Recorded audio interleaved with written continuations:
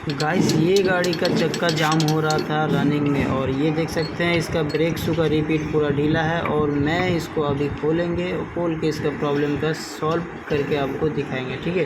तो ये देख सकते हैं कितना गैप है, ये पूरा एकदम ढीला हो गया है, रिपीट ब्रेक शू का जगह बड़ा हो गया है, ठीक है, रिपीट का जगह। तो मैं ये दोनों स्प्रिंग को खोल लेंगे, छोटा स्प्रिंग को, और खोल के ब्रेक शू को बाहर निकाल लेंगे, ठीक है। जैसे मैं निकाल रहा हूँ इसी तरह आप भी निकाल लीजिएगा। कोई कोई क्या करता है ना, ये ब्रेक शू खोलने के लिए पूरा हॉब खोल लेता है। मैं ये हॉब को खोले थे, फिर भी फिट कर दिए हैं। ये इसका स्टॉक टूटा हुआ एक्सेल का, इसीलिए मैं खोले हैं। और ये एक्सेल हॉब आपको खोलने का कोई ज़रूरत नहीं है, ब्रेक शू आराम से निकल जाएगा, ठीक है। तो मैं इसको खोल लेंगे, खोल के आपको पूरा एकदम पार्ट टू पार्ट दिखाएंगे, ठीक है। तो मैं इसको खोल लिया, अब मैं इसका पूरा रिपीट काट के फेंकेंगे और फेंक के आपको दिखाएंगे क्या पोजीशन है इसका, ठीक है। तो वीडियो को आप लोग पूरा देखिएगा, बिल्कुल भी स्किप मत करिएगा, ठीक है।